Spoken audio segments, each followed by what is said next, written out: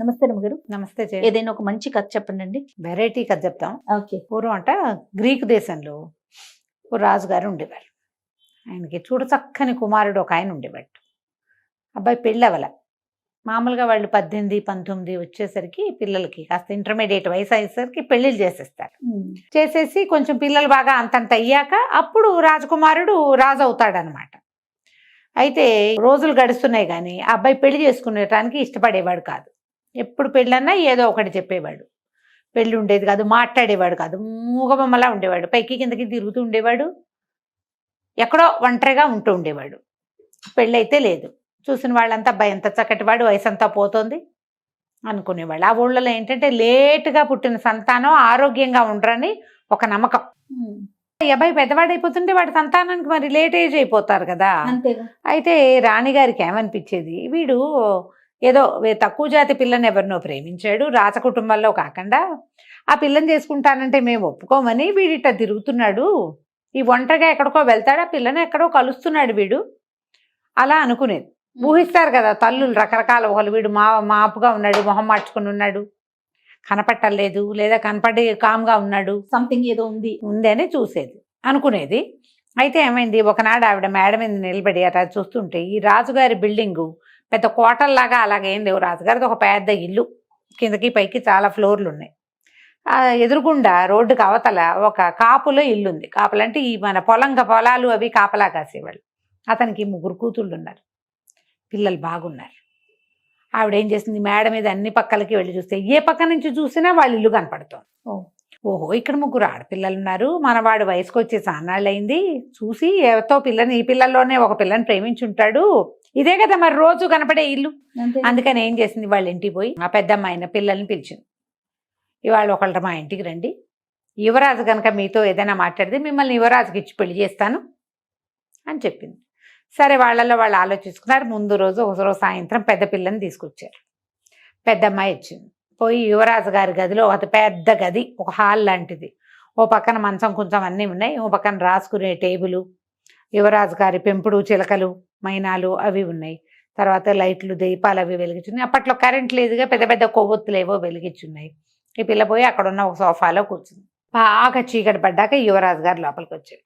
ఈ పిల్ల శుభ సాయంత్రం యువరాజా అంది. ఆయన చూడకుండా పోయాడు. అలా వెళ్ళిపోయి ఆ బల్ల దగ్గర కూర్చుని ఏమిటో రాసుకుంటున్నాడు. ఈ పిల్ల చూసింది ఎంతసేపు చూసినా ఆ యువరాజు తలకాయ తిప్పి చూడ్డే కూర్చుని సోఫా మీద పడుకొని నిద్రపోయింది. ఆయన దారిని ఆయన పోయి పడుకున్నాడు. ఇక్కడ ఒక మనిషి ఉందన్న జ్ఞప్తి కూడా ఆయనకి లేదు, ఆ ధ్యాసే లేదు. తెల్లవారేసరికల్లా రాణిగారు వచ్చింది. ఏమైంది అమ్మాయి అని అడిగింది. నాతో మాట్లాడలేదండి, నేను శుభ సాయంత్రం చెప్పాను, ఏమి మాట్లాడలే, ఆయన నా కేసు కూడా చూడలేదు. సరే, అయితే ఈ పిల్ల కాదనమాట అని ఈవిడేం చేసింది, 2వ పిల్లని తీసుకొచ్చింది. 2వ పిల్ల కూడా సోఫాలో కూర్చుంది, యథావిధిగా పలకరించింది. మరి రాజుగారు కనబడితే జయం యువరాజా ఏదో అంటారు అట, ఏదో అంది.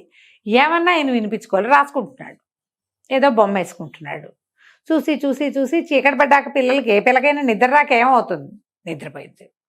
3వ పిల్ల మంచి చురుకు, చెకుముకి, మామూలుది కాదు అది. సరే, రాణిగారు రమ్మనేసరికి లోపలికి వచ్చి ఏమండి ఈ బట్టలతోటి యువరాజుని కలిస్తే ఏమైనా బాగుంటుందంటారా, ఇది మరి పాత బట్టలు కదండి నావి అంది.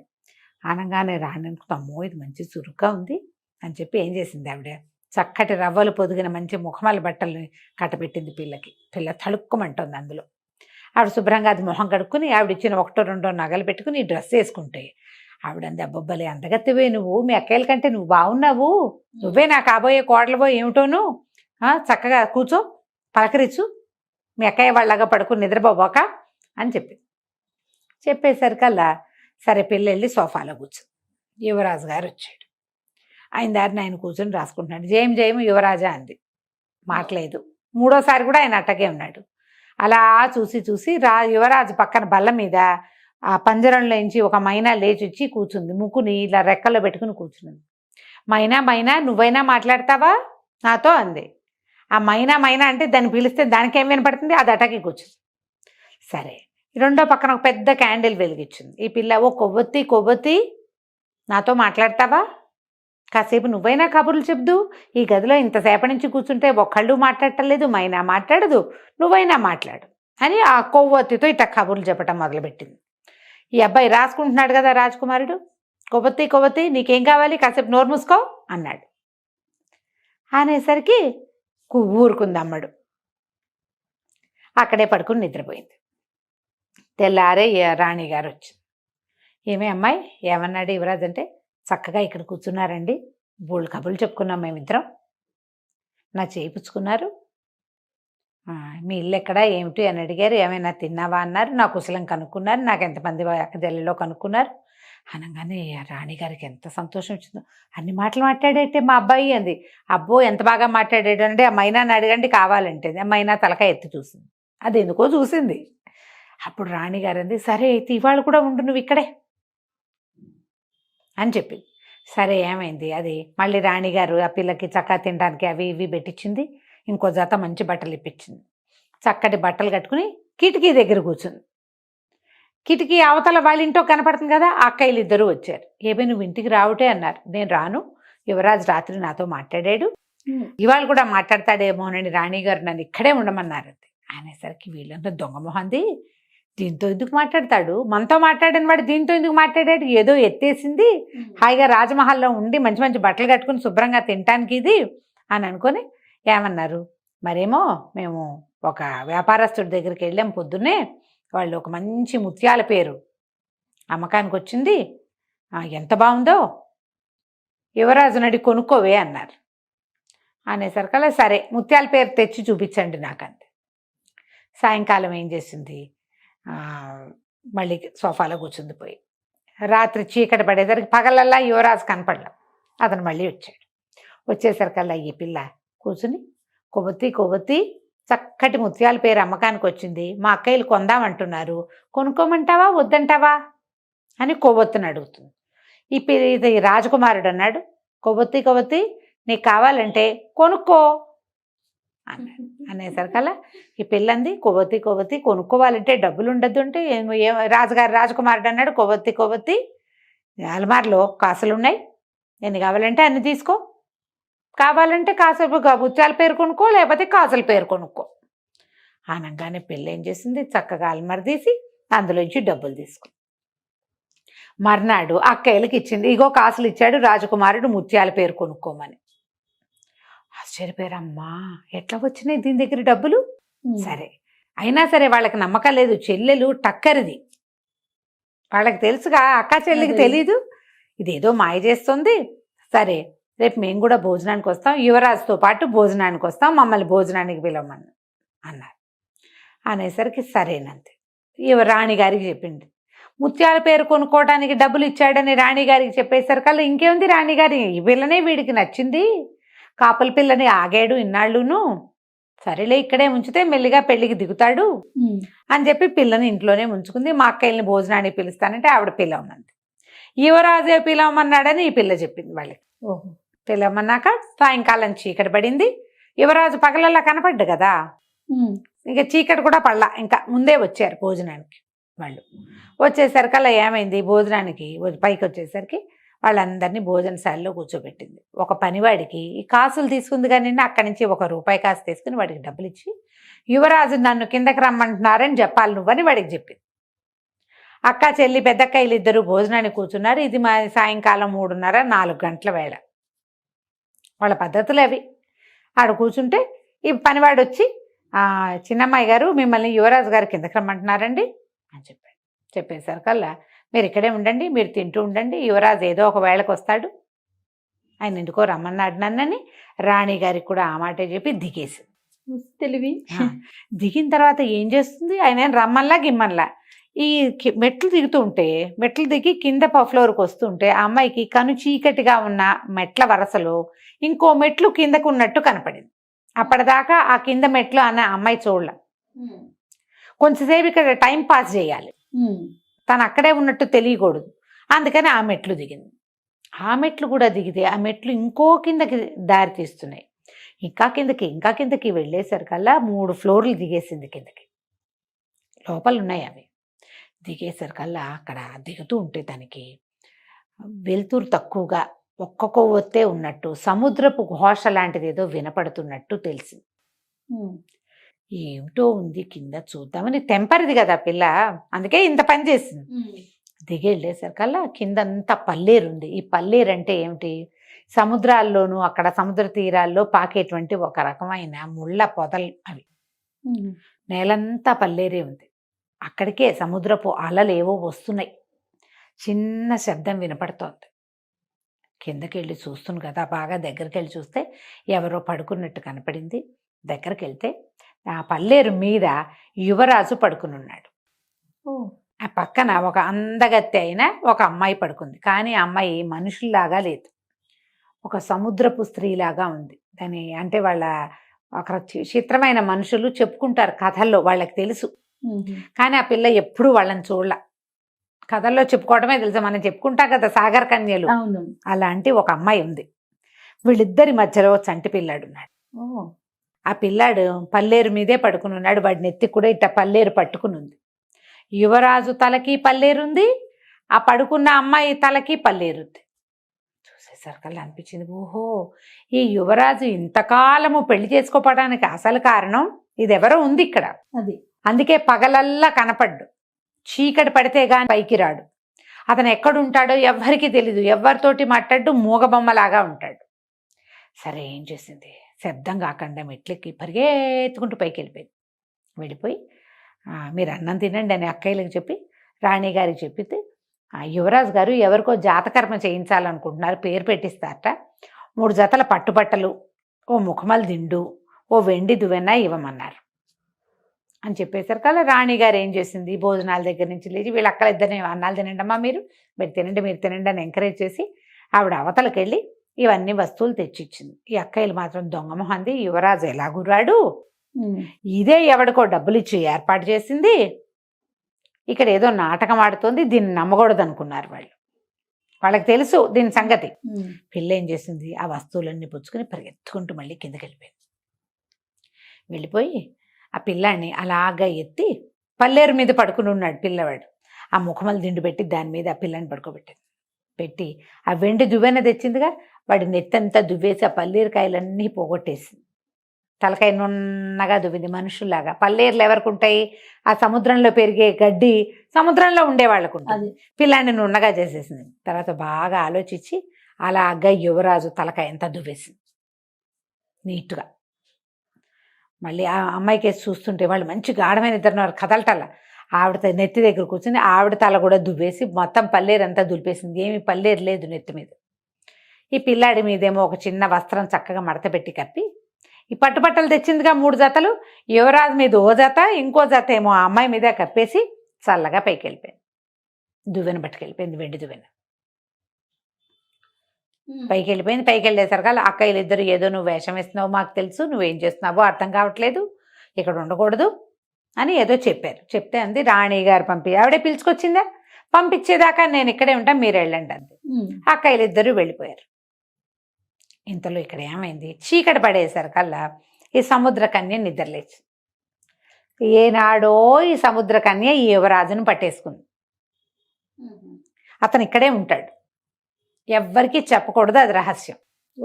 ఎప్పుడైతే లేచిందో తల తడుకునేసరికల్లా తలంతా పల్లేరుకాయలు లేవు.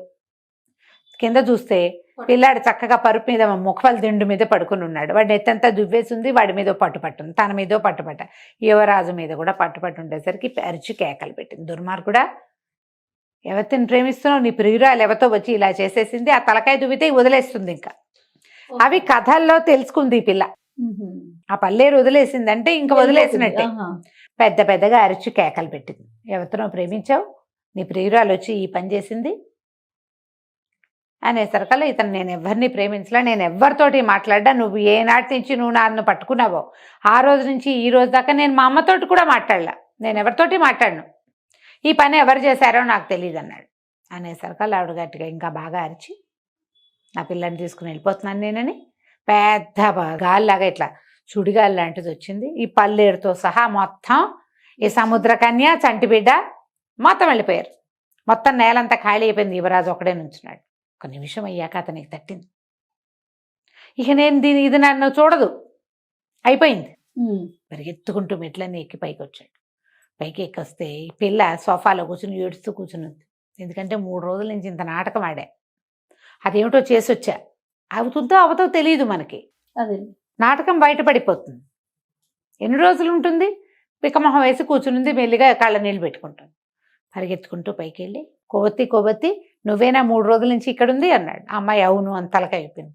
కొవ్వొత్తి నువ్వేనా అన్ని మెట్లు దిగి తలకాయ దువ్వింది అని. అవును అనగానే పరిగెత్తుకుంటూ వచ్చి గట్టిగా చేతులు పుచ్చుకున్నాడు. నీ వల్ల నేను దాని దగ్గర నుంచి తప్పించుకున్నాను. సముద్ర తీరంలో ఆ శక్తి నన్ను పట్టుకుంది.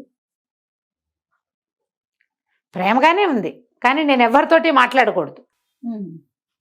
దాంతో నాకు సంతానం కూడా కలిగింది, కానీ నువ్వు తలదూవటం వల్ల అది కాస్త వెళ్ళిపోయింది. ఇక ఎప్పటికీ రాదు. పద మా అమ్మ దగ్గరికి మన ఇద్దరం పెళ్లి చేసుకుందామని చెప్పి పిల్లని చేత్తో పుచ్చుకుని తీసుకుపోయాడు రాణి దగ్గరికి. అమ్మాయిని పెళ్లి చేసుకుంటాను నేను. 6-8 సంవత్సరాల తర్వాత తల్లితో మాట్లాడాడు అతను. ఆవిడ తెగ సంతోషించి, నాకు తెలుసు ఈ పిల్ల చాలా తెలివిగలది, నేను ఎప్పుడో లైన్లో పెట్టిందని నేను అనుకున్నానంటే ఎప్పుడో పెట్టలే అది. రాణికి ఇదంతా ఏమర్థం అవుతుంది?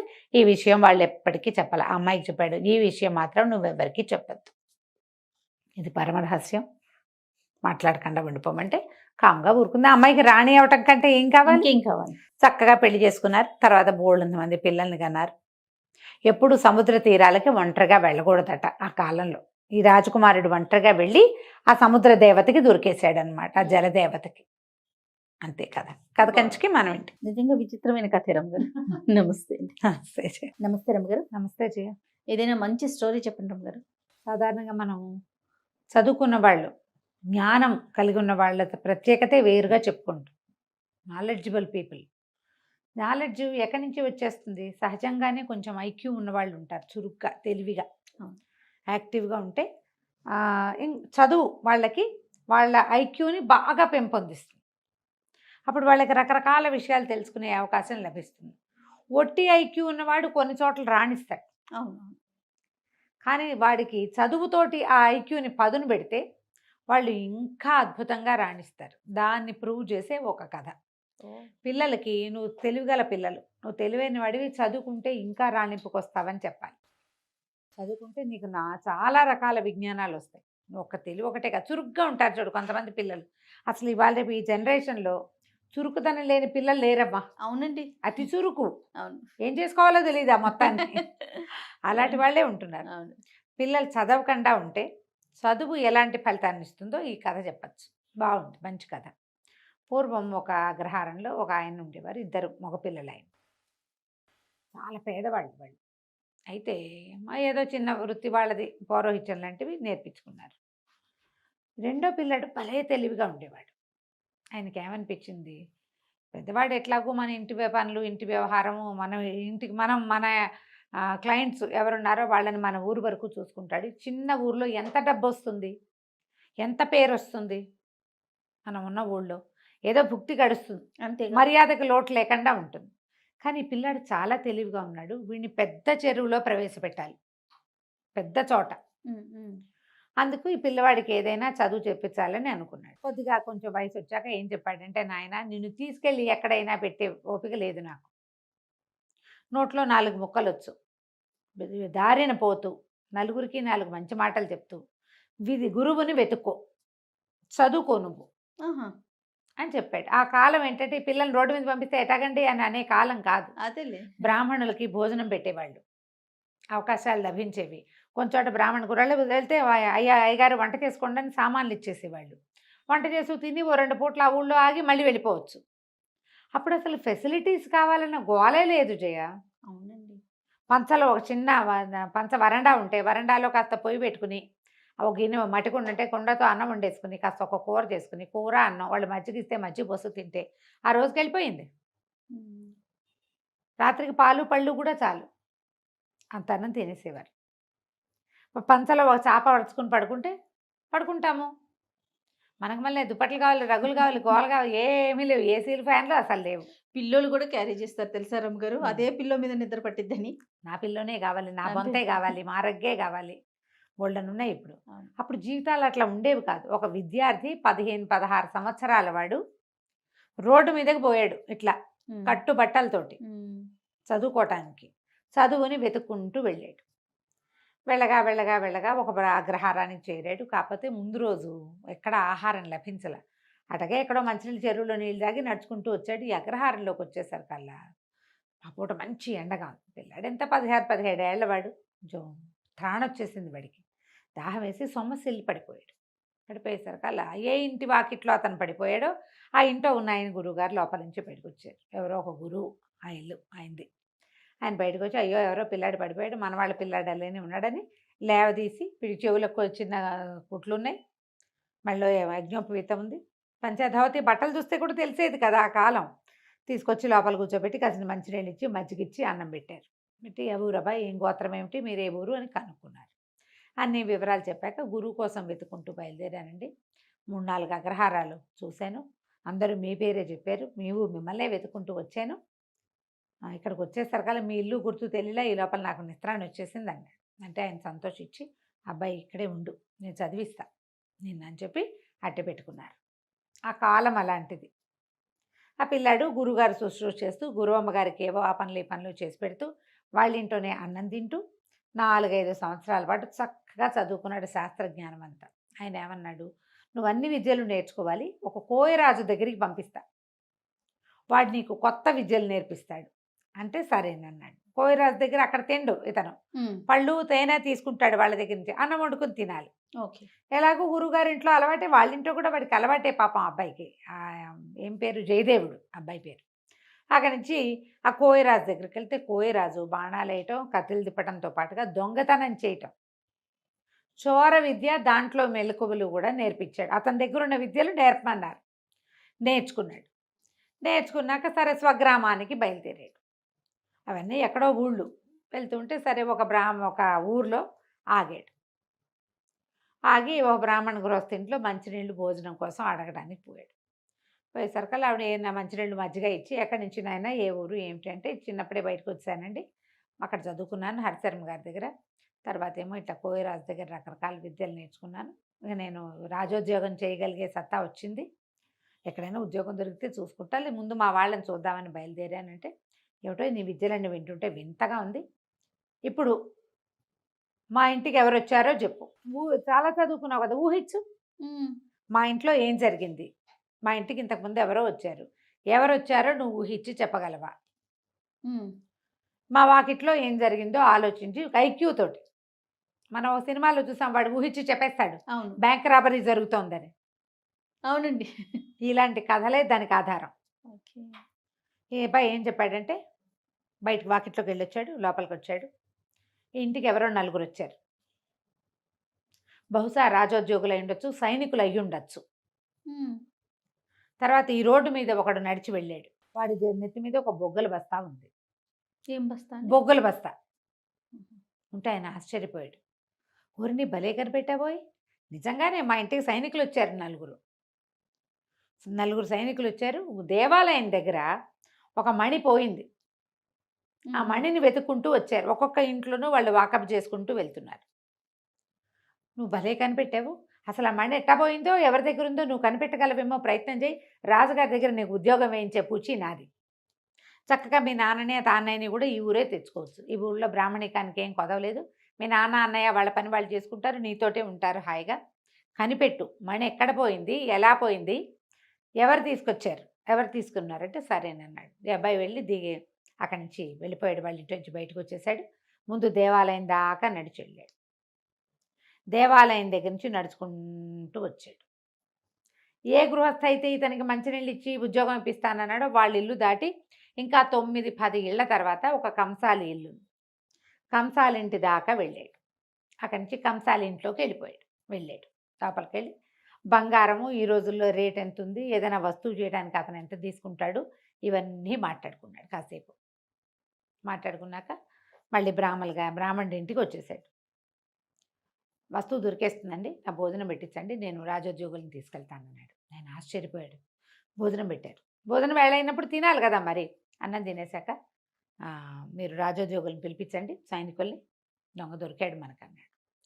అనేసరికి సరే 4 సైనికుల్ని గుడి దగ్గర ఉన్న వాళ్ళని కేకేసుకురమ్మని కుర్రాన్ని పంపించాడు. ఆయన పాలేరెళ్ళి సైనికుల్ని పిలిచాడు. మా అయ్యగారు ఏదో చెప్తామని రమ్మన్నారంటే 4 సైనికులు వచ్చారు.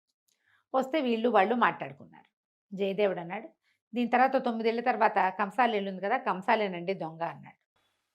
ఈ రాజోద్యోగులు వీళ్ళు సైనికులు అన్నారు. అట కాదు బాబు, అందరి ఇల్లు సోదా చేసాం. ఇప్పుడు నువ్వున్న ఇల్లు సోదా చేసినట్టే కంసాలి ఇల్లు కూడా సోదా చేశాము. వాళ్ళ ఇంట్లో ఎక్కడా కనపడలేదు, అన్ని పెట్లు గిట్లు అన్నీ చూసాం అనేసరికి నాతో పదండి నేను చూపిస్తాను అన్నాడు. ఈ బ్రాహ్మణ ఏ ఇల్లు అయితే ఆశ్రయం ఇచ్చారు ఇంట్లో వాళ్ళు కూడా బయలుదేరారు. సరే అందరూ కలిసి లోపలికి వెళ్ళారు. అతను అన్నాడు, అదేంటండి మా ఇల్లు సోదా చేశారు కదా, నేను అటువంటి వాడిని కాను, అలాంటి వాడిని కాను నేను అనేసరికి ఇతను అన్నాడు, ఈ కంసాళ్ళు వీళ్ళ పద్ధతి ఏంటంటే పెట్టెల్లో బేడల్లో బంగారాన్ని కానీ వస్తువులు కానీ దాచరు వీళ్ళు, దొరికేస్తాయని. ఇప్పుడు కంసాల ఇంట్లో ఎప్పుడు బంగారం ఉంటుంది, దొంగలు పడరు. వాళ్ళు ఏం చేస్తారంటే చిన్న చిన్న గోడకి కంతల్లో పెట్టి మూస్తారు. కొత్తగా అలిగిన గోడ ఎక్కడుందో వెతకండి ముందన్నాడు. మట్టి గోడ అది.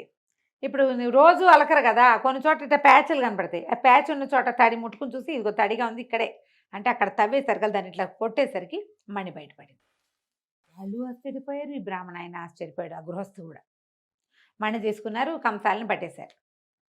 పట్టేశాక బయటకు వచ్చాక ఆయన అడిగాడు, ఎట కనిపెట్టావయ్యా అని. దాందేముందండి, దేవాలయం దగ్గర మణిపోయింది.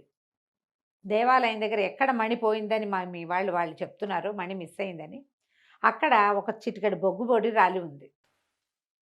ఆ తర్వాత దారంతా బొగ్గుపొడి రాలింది. ప్రతి చోట వాడు బ్యాగులోంచి రాలుతూ ఉందంటే ఆ దారిని వెళ్తున్నాడు. తర్వాత ఎక్కడైతే బొగ్గుపొడి రాలి ఉందో అక్కడ అడుగులు నిదానంగా వేసినట్టు, మధ్యలో ఒక్క అడుగు వెనక్కి వేసినట్టు కనపడుతుంది. తను ఎవరినైనా వెంబడిస్తున్నారేమోనని వెనక్కి తిరుగు చూశాడు ఆ బొగ్గులు బస్తా పట్టుకున్నవాడు.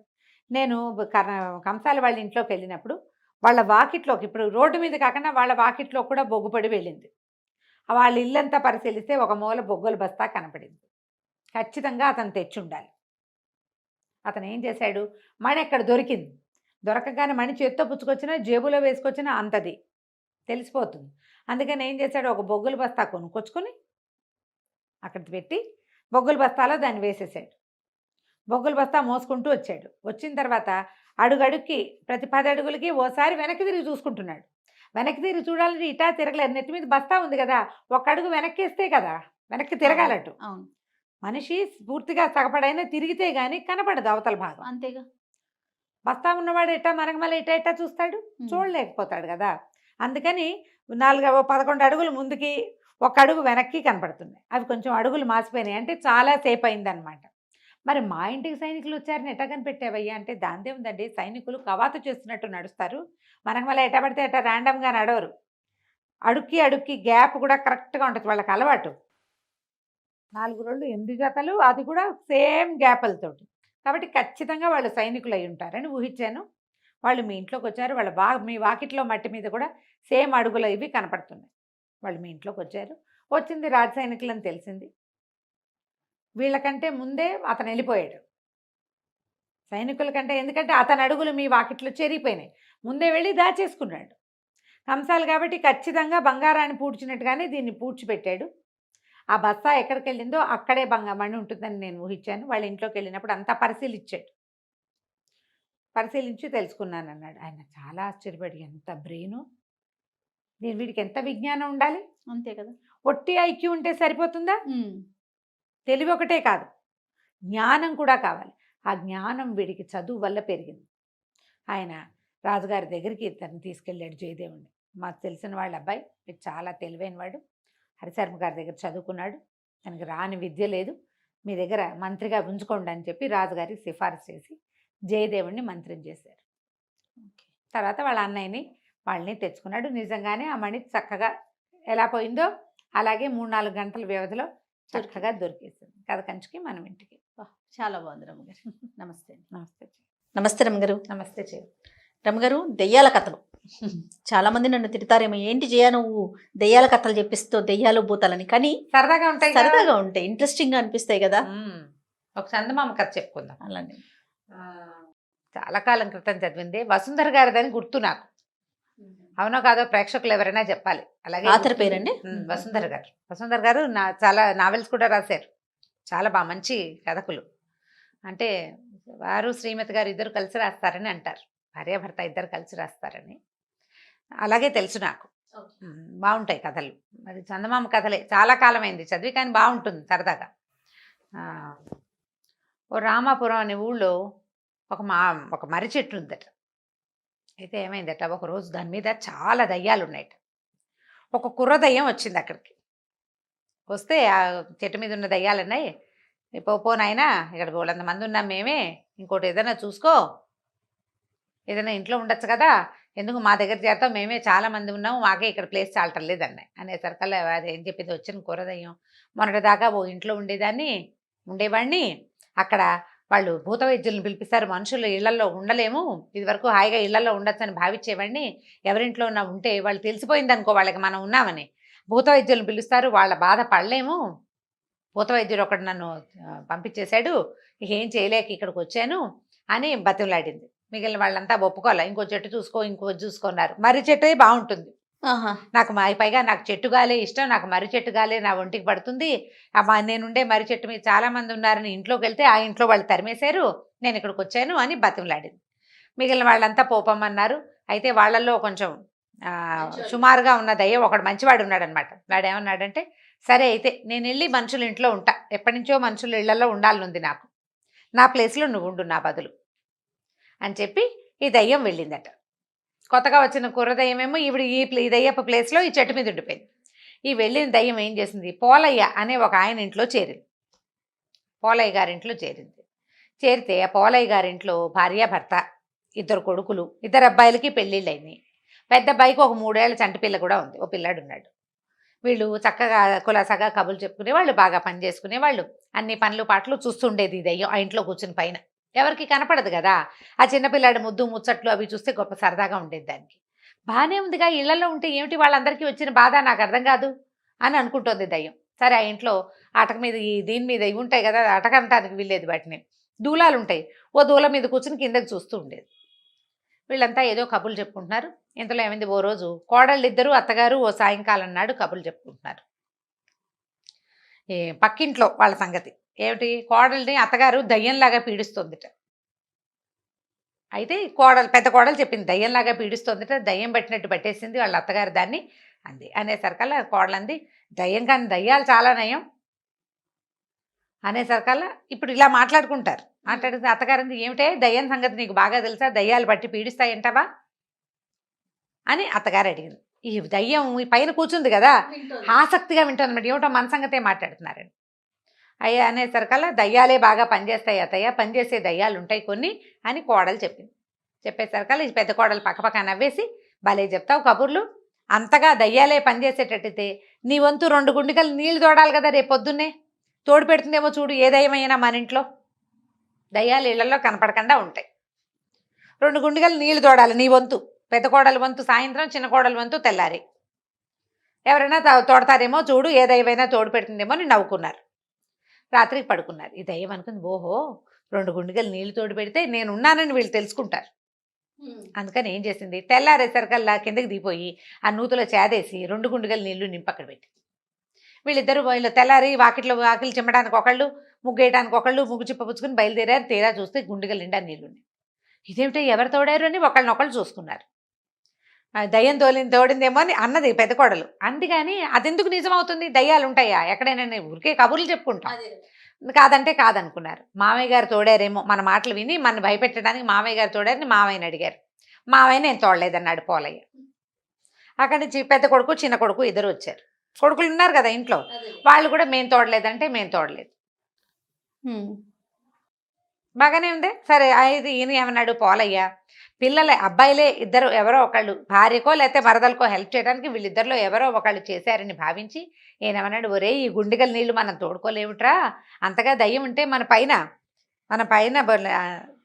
బోల్డ్ పనులున్నాయి, మన ఇంట్లో చాలా పనులున్నాయి. అయితే పెద్ద కొడుకు అన్నాడు, ఈ నీళ్లు తోడాలా నాన్న, దయ్యం మనం చేయలేని పనులు కొన్ని ఉన్నాయి, పెంకు నేయించాలి ఇంటికి, 3 ఏళ్ల నుంచి అనుకుంటున్నాం, పెంకు నేయించలేదు. పెంకు నేయటం అంటే ఈ పెంకుటిళ్ళు ఉంటాయి కదా, అవి తీసి మళ్ళీ పెడతారు, వాటిని చక్కగా సర్దుతారు, పగిలిపోయినవి ఏమైనా వానలకి వాటికి పగిలినాయనుకో అవి తీసేస్తారు, పాడైపోయినవి తీసేసి కొత్త పెంకులు కొద్దిగా తెచ్చి, పెంకులు మళ్ళీ చక్కగా రీఅరేంజ్మెంట్ అన్నమాట, ఇల్లు నెయ్యటం అంటారు దాన్ని, పెంకులు నెయ్యటం, పెంకులు సర్దటం అనమాట అది. మరి ఇల్లు నెయ్యటం అని వాడతారు మా పెంకుటిల్లుని. ఇల్లు నేసి ఎన్నాళ్ళలో అయింది, 4 ఏళ్ల నుంచి వాన పడినప్పుడల్లా ఇబ్బంది పడుతున్నాము, ఆ పెంకులు నేయకపోయింది, ఆ దయ్యం ఈ నీళ్లు తోటం ఎందుకు, ఈ పని మనం చేసుకోగలం కదా అని నవ్వుకున్నారు. సరే, దయ్యం అనుకుంది, ఓహో ఈ పని చెయ్యాలి కాబోలు వీళ్ళకి అనుకుని ఏం చేసింది, ఆ పెంకులు వేసేసింది తెల్లారేసరికల్లా. ఆ, చూస్తోంది రెడీగా, వీళ్ళు నా పనిని గుర్తించారో లేదో, దయ్యాలు మంచివాళ్లే, మంచివే, అవి పనులు చేసి పెడతాయి, కోడళ్ళు అత్తగారులను పీడించినట్టుగా లేదా అత్తగారులు కోడళ్ళని పీడించినట్టుగా పీడించవు అని చెప్పాలని దాని ఉద్దేశం. తెల్లవారేసరికల్లా ఏమైంది, ఈ పోలయ్య గారు ఉన్నాడు కదా, ఆయన పొద్దున్నే లేచి ఏదో గుండె పట్టుకుని పడిపోయాడు. ఏదో వచ్చింది సమస్య. తీరా డాక్టర్ని పిలిచారు. గ్యాస్ ఎగదని గుండెల్లో మంట వస్తుంది కానీ కడుపులో ఒక వ్రణం ఏదో ఒక గడ్డ వచ్చింది ఆయనకి. సరే డాక్టర్ ఏమన్నాడా, వచ్చిన డాక్టరు శస్త్రచికిత్స చేయాలి, దీనికి కొంచెం నొప్పి ఎక్కువగా ఉంటుంది, మాత్రలు వాడుకోవాలి అని చెప్పాడు. చెప్పేసరికి ఇంటిల్లిపాది ఈ రగడలో పడ్డారు. ఈ ఇల్లు నేయబడిన సంగతి వాళ్ళు చూసుకోలే. అదేలే. సరే ఏం చేశారు, గబగబా హాస్పిటల్కి తీసుకెళ్లారు. ఏదో అక్కడ పల్లెటూరు వైద్యశాలే పాతకాలపది, అక్కడికి తీసుకుపోయారు. వైద్యం ఏదో చేశారు. ఆయనకి కడుపులో నొప్పి వచ్చినప్పుడల్లా నిద్ర మాత్రం వేస్తే సరిపోతుంది, నిద్రలో ఉంటే కొంచెం నొప్పి తగ్గుతుంది, ఒక వారం 10 రోజులు ఇలా ఉంటుందని చెప్పాడు. సరే ఈయనకి బాధగా ఉన్నప్పుడల్లా ఓ మాత్ర వేసుకుని పడుకుంటున్నాడు. బాధగా లేనప్పుడు ఆయన పద్యం పానం చూడాలని అనారోగ్యస్తుడికి. వీళ్ళు ఇంకా ఈ ఇల్లు నేయబడింది అనే సంగతి చూసుకోలేదు. దయ్యానికి చాలా నిస్పృహ వచ్చేసింది, ఏమిటి ఇంత పని చేసాం, ఎవరు గుర్తించట్లేదు నన్ను.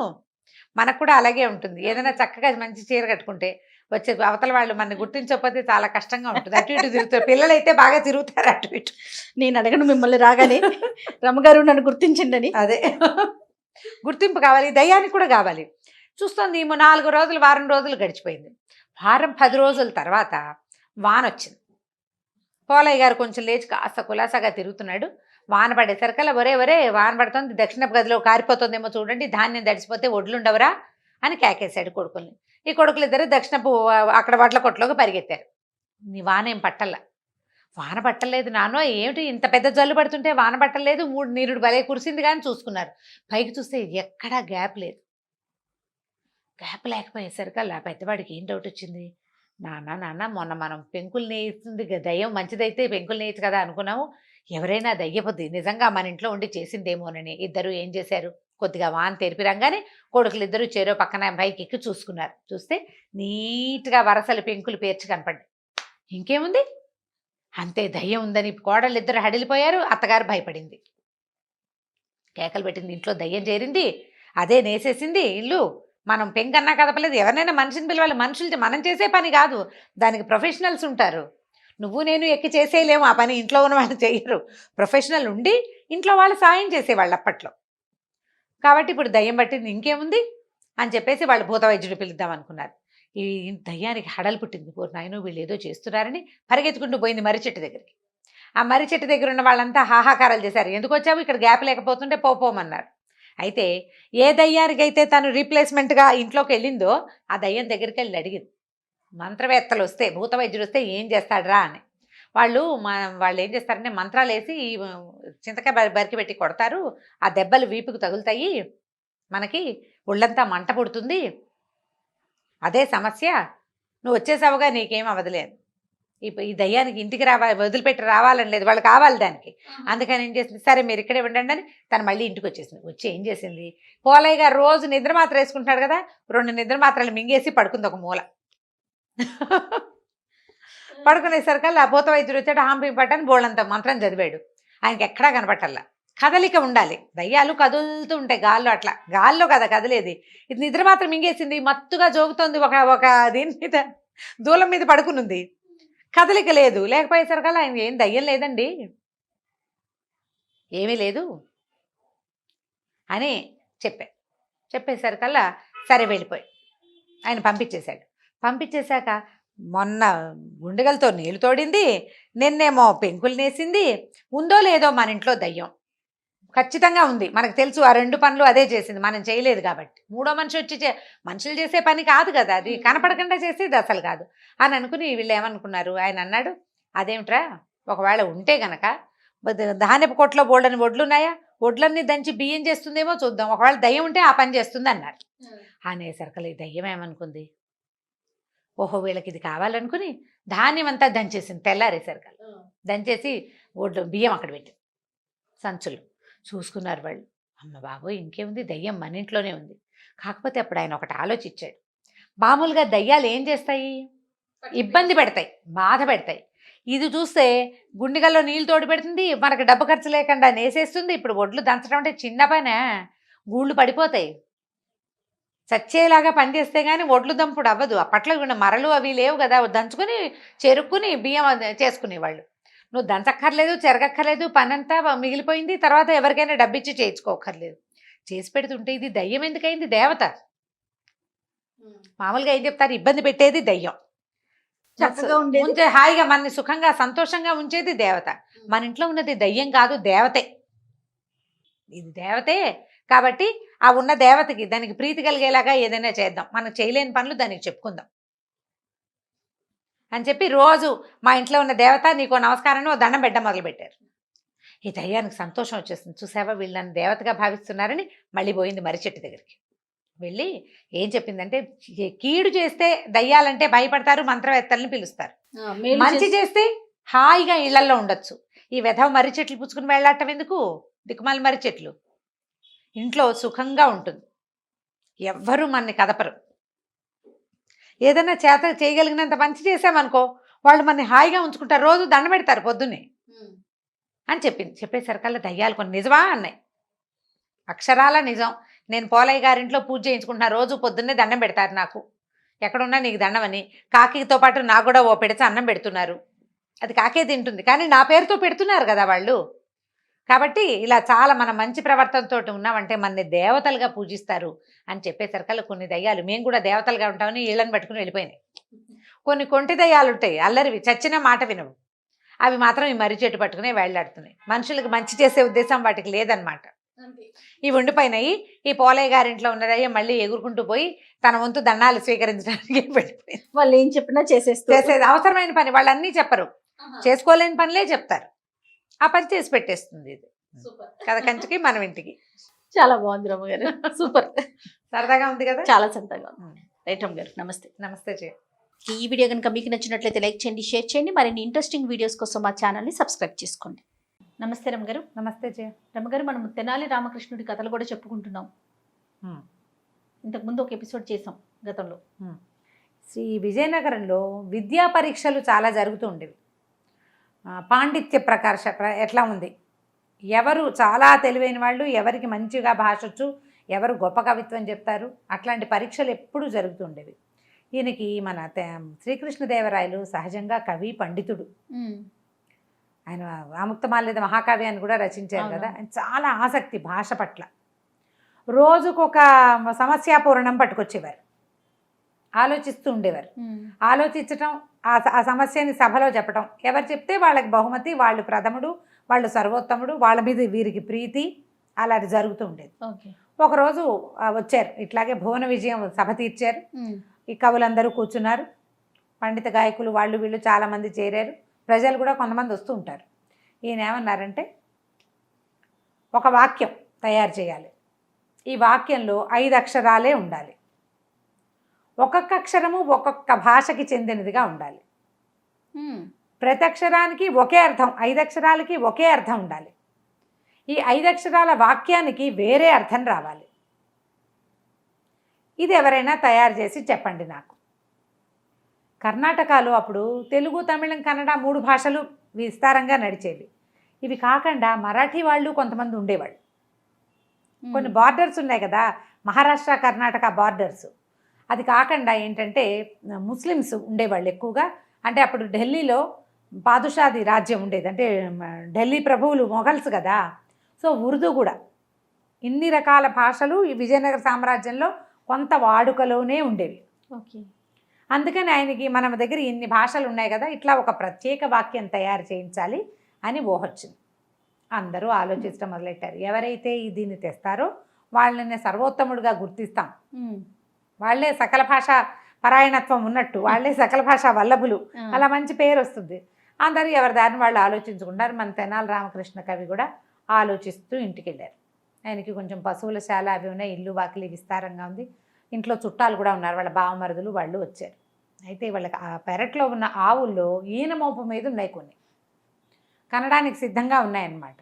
సరే ఈయన ఏమనుకున్నాడు, ఆ కాలం నుండి రాజు ప్రభువు అలా తేడాలు ఉండేవి కదా, వీళ్ళు కొంచెం కాస్త సంపాదన ఉన్నప్పటికీ వాళ్ళ ఇళ్లలో పనులు వాళ్ళు చేసుకునే విధానం ఉంది, పాలేరు ఎవరు లేరు. అందుకని ఈయన ఏం చేశాడంటే పశువుల శాల దగ్గర మంచం వేసుకుని రాత్రి పడుకున్నాడు. పడుకుని ఆలోచిస్తున్నాడు, ఏమిటి ఏ భాషలో ఒకే ఒక అక్షరపు పదాలు, ఆ ప్రతి అక్షరానికి ఒకటే అర్థము, మళ్ళీ అవన్నీ కలిపితే ఇంకో అర్థం రావాలి. ఆలోచిస్తున్నాడు. కొంచెం బాగానుగా నిద్ర పట్టింది. అర్ధరాత్రి కొంచెం 3:30 అట్లా అయ్యేసరికి ఒక ఆవు ఈయనెందుకు సిద్ధపడింది. అది కొంచెం కేకలు పెడుతూ అరుస్తుంది కదా ఆవు. శబ్దం వినేసరికల్లా ఈయన కంగారు పడ్డాడు, చూశాడు ఆవు ఈయన మోపు మీద ఉన్నది. సరే దానికి ఏదో కొంచెం సహాయం చేశాడు. అక్కడి నుంచి చూస్తే దూడను పెట్టేసింది ఆవు. దూడను వేసేసరికల్లా కేకలు పెట్టాడు, తలుపు తీయండి ఆవు ఈనేసింది అని కేకేశాడు. కేకేసేసరికల్లా బావమరిది కిటికీ తలుపు తీశాడు. ఏ ఆవురా బావా అని అడిగాడు. ఏ ఆవు, ఇప్పుడు 2-3 ఉన్నాయి కదా ఈయన మొప్పు మీద, ఏ ఆవురా బావా అంటే ఈయన ఏమన్నాడు, కపిలగోవు కన ఈనిందిరా అని చెప్పాడు. అందరూ లేచి వచ్చారు. ఆవుకి చేయవలసిన సేవాకాలాలన్నీ చేస్తారు. వేడి నీళ్ళు పోసి కడుగుతారు, విభూతి పట్టీలు బూడిదతోటి పట్టీలు గీస్తారు, తర్వాత ఈ దూడ గోళ్ళు గిల్లి ఆవుకు తినిపించేస్తారు, తర్వాత దూడ పొట్టకు గుడ కడతారు. బోల్డర్ ఉంటాయి కార్యక్రమాలు. ఈ కార్యక్రమాలు అన్నీ అయినాయి. తెల్లవారు ఈ ప్రోగ్రాం ఎప్పుడైతే జరిగిందో అప్పటి నుంచి తెనాలి రామకృష్ణ కవి బుర్రలోకి ఒక కొత్త ఆలోచన వచ్చింది, ఉత్సాహం వచ్చేసింది. రేపు నేనే సర్వోత్తముడిని అయిపోతానని అర్థమైపోయింది ఆయనకి. సరే హుషారుగా బయలుదేరాడు. అక్కడి నుంచి రాయలవారు భువన విజయం పెట్టారు. ఆ రోజు కూడా ఉంది సభ. అందరూ వెళ్ళారు. వెళ్ళేసరికల్లా ఎవరు చెప్తున్నారు, నేను అడిగిన సమస్యాపూర్ణం ఎవరైనా చేశారా, ఇంకా సమయం కావాలన్నాడు. సమయం ఎందుకు ప్రభు, నేనే చెప్పేస్తాననేసరికల్లా ఏం చెప్తారు చెప్పండి అన్నారు. అనేసరికి ఏ ఆవురా బావా అన్నాడు. ఆయన తెల్లవారుజామున విన్నాడా వాక్యం. అనేసరికల్లా ఏమిటి దీనికి అర్థం అన్నారు. దీనికి ఒక ప్రత్యేకమైన అర్థం ఎందుకు ప్రభు, మీరు చెప్పంటే చెప్తానన్నాడు. సరే చెప్పన్నారు. ఏ అంటే మరాఠీలో రా అని అర్థం, ఆవ్ అంటే ఉర్దూలో రా అని అర్థం, తెలుగులో రా అంటే రా అనే అర్థం, బా బా వా 2 పదాలు. బా అనేది కన్నడలో రా అని అర్థం, వా అనేది తమిళంలో రా అని అర్థం. మొత్తం వాక్యాల్లో ఉన్న 5 1 లెటర్ ఒక్క అక్షరంతో రమ్మని అర్థాన్ని సూచించే పదాలు అవి. ఒక్క అక్షరమే, ఏకాక్షర పదాలు ఉంటాయి కదా. రా అంటే అది పదం కాదా, పదమే. రమ్మన్న క్రియ అది. అవును కదా. అక్కడి నుంచి దీన్ని మొత్తం కలిపితే వేరే అర్థం రావాలండి. ఏ ఆవురా బావా, ఏ ఆవు ఈనిందిరా బావా అని అడిగాడు. పర్ఫెక్ట్ అర్థం వచ్చేసిందా. సభ అంతా ఆశ్చర్యపోయారు. ఏది చెవిన పడినా నువ్వు వెంటనే కవిత్వంలోకి దింపేస్తావు, ఆలోచనలోకి దింపేస్తావు రామకృష్ణ కవి. నీ కత్తికి 2 వైపులా పదనే, బుద్ధికి 2 వైపులా పదనే. రాజుగారు చాలా సంతోషించారు. ఒక వాక్యం వినపడితే దాన్ని వెంటనే ఆలోచించి మన ముందున్న సమస్యకి అప్లై చేసేసి సమాధానాన్ని తీసుకోవటం అనేది ఒక ప్రత్యేకమైన ప్రజ్ఞ. బుర్రెప్పుడు యాక్టివ్గానే ఉండాలి. రామకృష్ణ కవికి అట్లా యాక్టివ్గా ఉండే బ్రెయిన్. సూపర్. ఈ ఏ ఆవురా బావాని గుర్తుపెట్టుకోండి. చాలా బాగుంది రమ్మగారు. ఆ తర్వాత భువన విజయంలో ఈయన అందరు శభాష్ అన్నారు. ఈయనే చాలా సర్వోత్తముడైనటువంటి భాషావేత్తగా ఈయన బాగా మెచ్చుకొని కొనియాడారు. దానివల్లే ఈయనకి శ్రీకృష్ణదేవరాయలకి అత్యంత ప్రీతి తెనాలి రామకృష్ణ కవి అంటే. మనం కూడా అవ్వచ్చు. ఎప్పుడూ బుర్ర యాక్టివ్గానే ఉండాలి, షార్ప్గా ఉండి. యాక్టివ్గా ఉంటే షార్ప్ అవుతుంది. రైట్ రమ్మగారు, నమస్తే. నమస్తే.